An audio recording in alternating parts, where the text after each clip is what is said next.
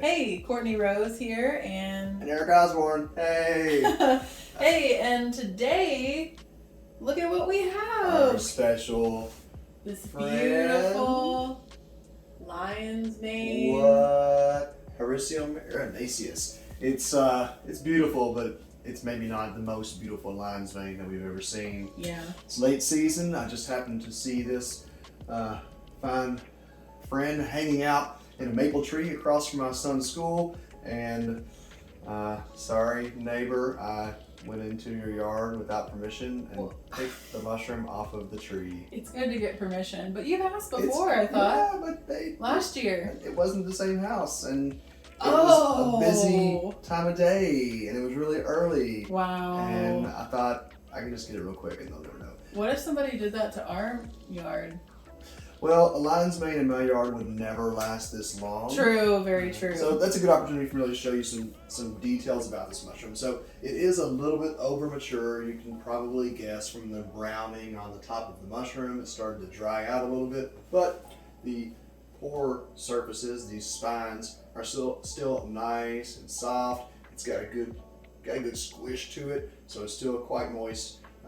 But yeah, it's not ideal. It could have been picked probably 3 days prior to this to be in prime condition. But what a wonderful surprise this late in the year. They usually aren't coming out here in Kentucky in November. This is more of a early fall mushroom, generally speaking. Wow, I wonder what that says about the winter we have ahead. If that is some kind of indicator for... What do you think? For the winter. He doesn't know. You don't know. He talks to lion's mane. And other mushrooms, but this one for sure. Which, I do have some very interesting anecdotal stories of twice lion's mane mushrooms hearing a voice in my head saying, "Come and get me at this precise location." And when I got there twice at places I had never picked mushrooms before, lion's mane was there. And I think that is interestingly connected to one of the most recognized benefits of lion's mane mushrooms. Courtney, you want to talk about that? Yeah, I would love to. That's, what we're doing here.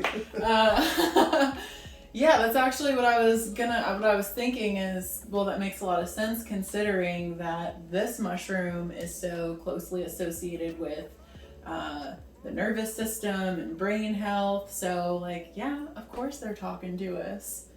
They got that connection. Makes sense to me. Really cool that we can consume this and it has this connection with our chemistry in a beneficial way. So that's benefit number one, really, of lion's mane mushrooms, and there's quite a few, but is there association with the hopefully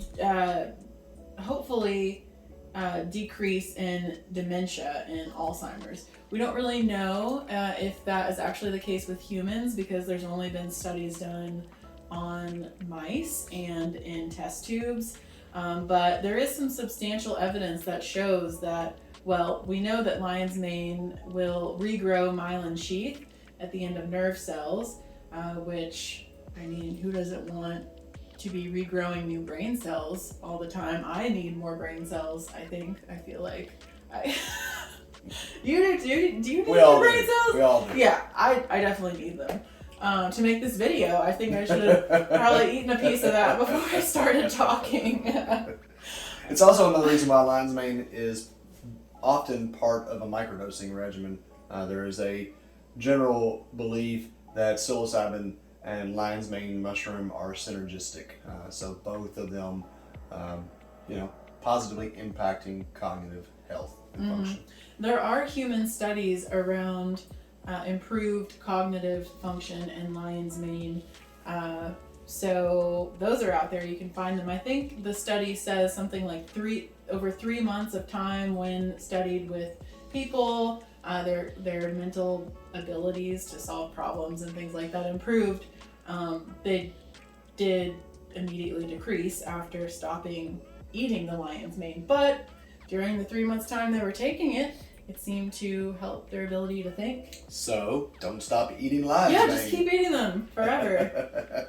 I also knew once a forester who contracted Lyme's disease, and he read a study out of Japan, I believe, where lion's mane reversed symptoms of Lyme's disease, and he said in his personal experience he found a lion's mane while he was suffering from Lyme's disease and ate the whole thing and never had Lyme's disease. It eradicated from his system. That's amazing. I personally think out of the thousands and thousands of tick bites that I have had in Indiana and Kentucky hunting mushrooms and all the lion's mane that I've eaten, it's interesting that I don't think I have Lyme's disease. I think by now I probably know. Yeah, it's kind of, well, it's one of those tricky things that you kind of, latent. but Yeah. you don't right now, so that's good. I apparently am allergic to red meat because of ticks, but that's a whole other thing. Maybe lion's mane doesn't. Can you help with that? Yeah, maybe if I sorry. asked more specifically.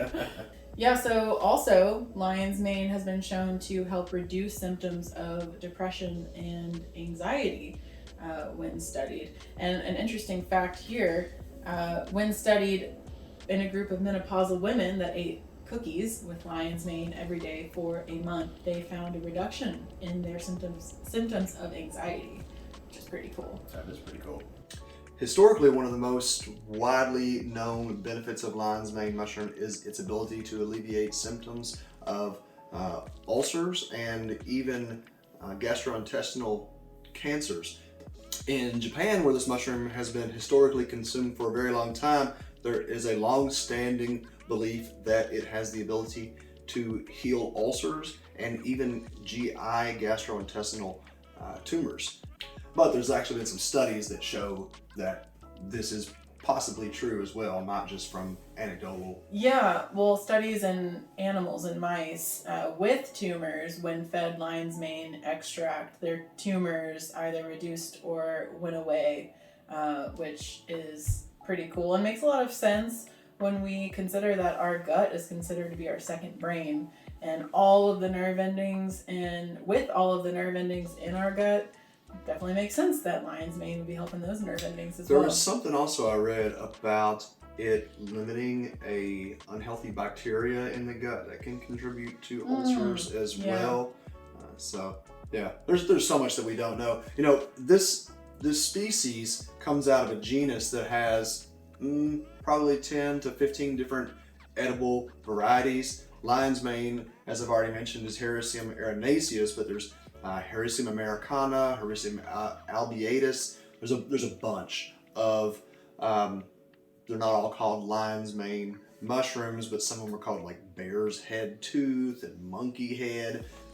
So you may see other mushrooms like this out there in the wild that are similar in kind of some characteristics, and they're also similar in health benefits as well. I just want to pet it, but I don't want to brown it, so I'm not going to pet it. Yeah, it's drying out quickly. So irresistible. So for people that are watching that don't know, if they see a mushroom like this, you just mentioned some other lookalikes, but is there a risk, like a big risk in picking a mushroom that looks like this for people that don't really know? Well, that's a great question. Let me just kind of go over some of the identifying characteristics and environments that you'll find lion's mane in. This one I found in a maple tree, which is the most common habitat for lion's mane in the eastern U.S. Very often, like this one, you find them where branches have been cut off that grow from that scarred tissue there. All of the Hericium species have this kind of toothing effect here. You can see the spines that grow down, hopefully. Most of the other species in this genus, though, are branching, so they grow outward, they grow kind of like legs, and spread, where this can be as big as a soccer ball. I found these guys weighing 10 plus pounds. This one's probably about 3/4 of a pound. They grow almost exclusively in the fall.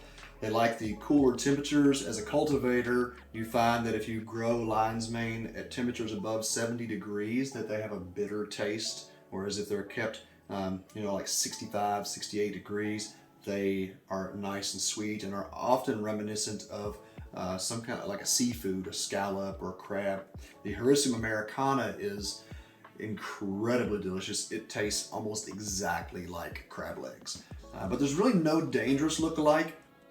There are some coral fungi that grow from the ground up that, to the untrained eye, could be possibly confused. But if it's growing up high in a tree, it's big, nice ball shape like this with the spines hanging down, then it's probably going to be a lion's mane. There's not much else that it could be. With that being said, you never, ever, ever want to eat a wild mushroom unless you are 100% sure of its identification, and you never want to eat these raw. You could definitely get some GI upset from that. Do you know of any places where people can like find out from certified mushroom experts like you? Maybe not you, but where could people like find out if they pick a mushroom like this? Is there any place that you know of people can go to and like submit pictures for? Oh wow, well there's quite a few apps out now where you can mushroom identification apps. I grew up on and learned on and still go to the Audubon Society Field Guide. It was written by Gary Linkoff, who God rest his soul, was one of the most wonderful influencers and educators in mycology. The book is just beautifully written with lots of great pictures. Also, David Aurora has a book called Mushrooms Demystified, and that is an excellent and kind of comical book around mushrooms with lots more stories about prepping mushrooms and storing mushrooms. You know, you can go so deep down the mushroom rabbit hole, as most of you probably know, and lion's mane's no different. Has always, since I started growing mushrooms, this was my favorite cultivar. They are absolutely gorgeous to watch grow. They don't start out looking anything like this. They kind of come out as a pinkish blob, and as they mature and expand, they get nice and brilliant white with big beautiful icicles, and in prime conditions the icicles will come all the way up to the top and can get really long and beautiful. So yeah, there's definitely resources out there, but probably the best ones are those that are tried and true. Like I said, the Audubon Society or Mushrooms Demystified. I just love this mushroom so much. It's so beautiful. I was just thinking I want to like take a picture of a pristine lion's mane we find one day and just like blow it up and put it on our wall because it's just so gorgeous. It is truly the mushroom that I miss growing the most. Going into a lion's mane grow room, it just has an aura to it. It has a vibe, and I really, as strange as it may sound, I do believe that we can communicate with these mushrooms, with all life really, but these in particular have a special intelligence that at least I identify with. Yeah, another little fun story of mine. When we were living in southern Indiana, I had a kombucha brewing company and I taught classes and I had a lot of scobies growing. I think I had like 80 gallons of kombucha growing in the farm kitchen. And one time we had all this surplus of lion's mane, so I dehydrated it and then powdered it and bottled my kombucha with it. And something really, really cool happened.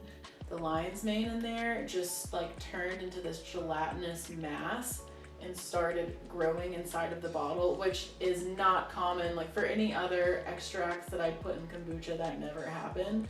So something was going on there. And yeah, while they're beautiful and all these great things that we're talking about, and Courtney's going to continue to share some of the ongoing health benefits of lion's mane, my favorite part is eating them, right? Of course. And so I'm going to start prepping this guy out a little bit here while Courtney's going to tell you some more about the health benefits. Just want to point out that it's unique in many ways, and preparation is no different. You don't necessarily want to saw into it because if you can see, it's kind of rubbery, right? So what I like to do with lion's mane is peel off this outside layer where it's dry.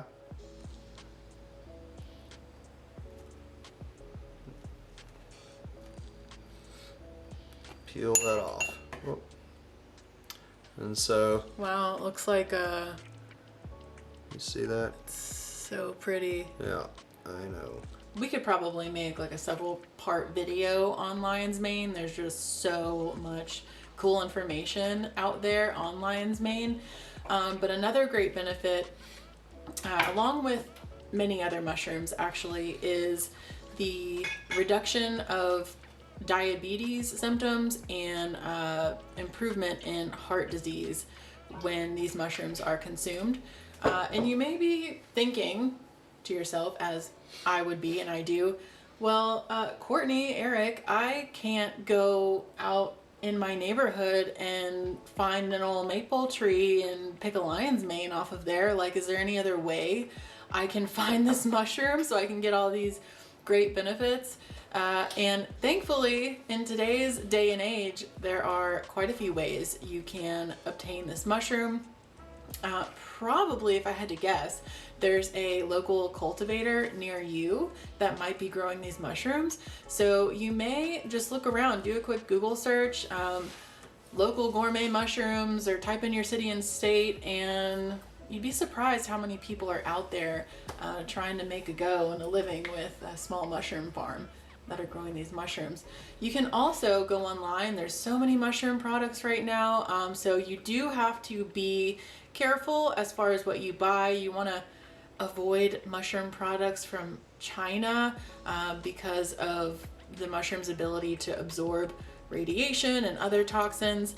So probably avoid those. What you want to look for are products that have mushroom extracts that are from the fruiting mass. So you want to kind of steer away from things that are mushrooms extracted from the mycelium. That means you're getting other extracts too, like extracts of the substrate, like from the grain and other things that the mushrooms were grown on.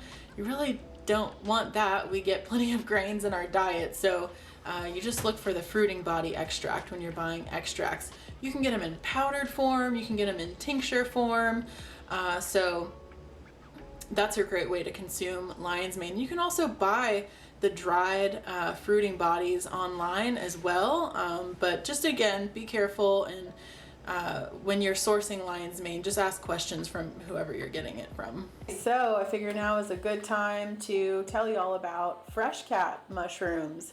This is a company that Eric and I have been using their cordyceps product for quite some time now.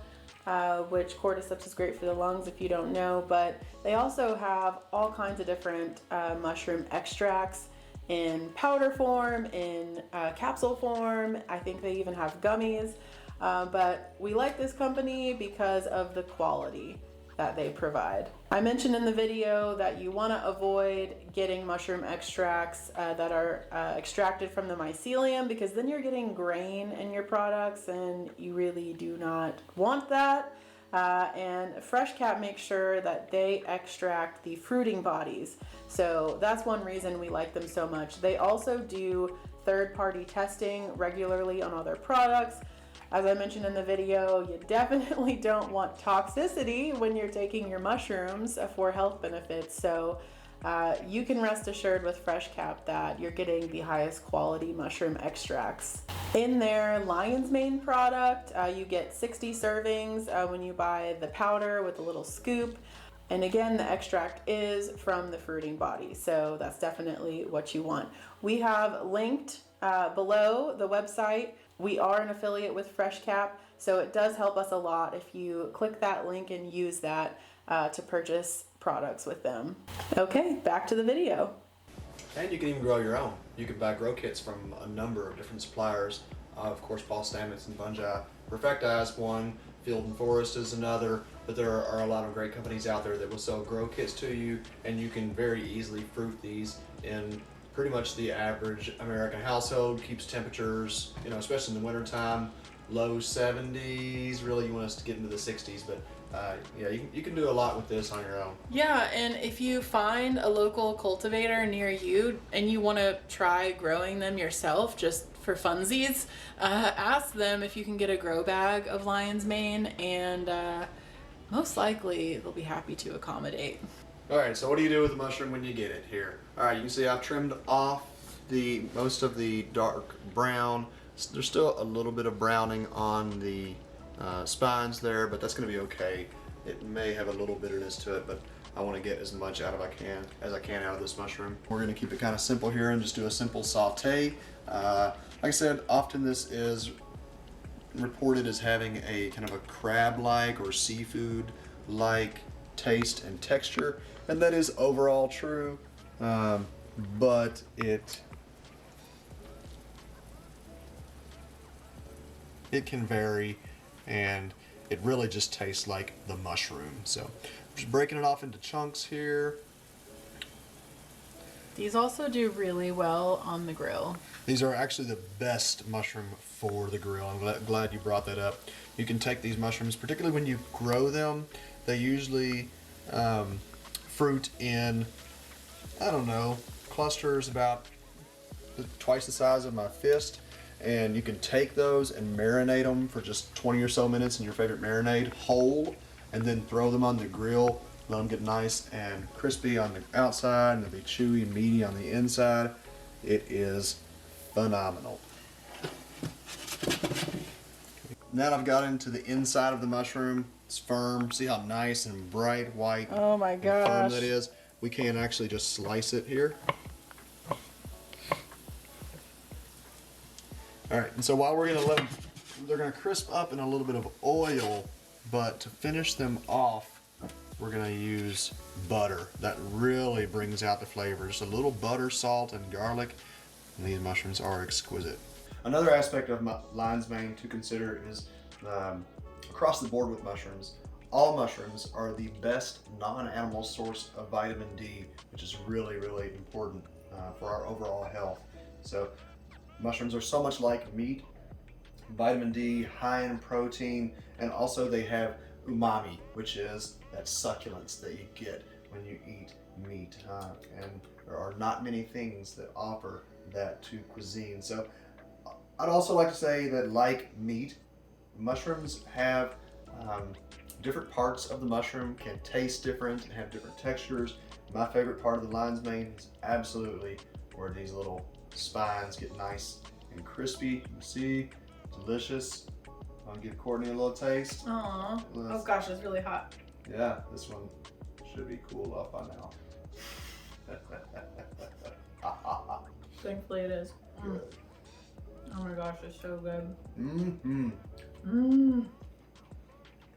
Gosh, it's that flavor in there. It's like, it's a little sweet, a little floral, a little seafood-like, but a little bit nutty. just every year. The texture is just so good. I love it. I really love the base texture more than the tendrils. Oh, well, I guess we're a good match. Aww.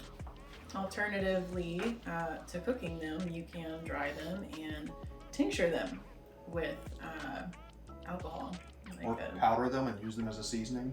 We occasionally buy powdered lion's mane that we mix into soups and sauces and whatnot. Which is a really cool way to get picky eaters. If your kids are picky eaters, you can just sprinkle on some dried mushroom powder onto, if they like chicken, or slip it in the quesadilla. Yeah, that's what we do. It is indeed. Keep an eye out for some lion's mane in your area. Maybe in the comments below, tell us some of your experiences with collecting, or cultivating, or consuming lion's mane. Yeah, and if you enjoyed this video, like it, subscribe to our channel. We upload videos every single week, and what? Every single week except the ones where we don't. Right, but we usually do, because now we record podcasts with video as well. So, and if you think a friend or a family member would enjoy this video, come on, share it with them. Share the love. They might eat more lion's mane if you do. Thanks for watching.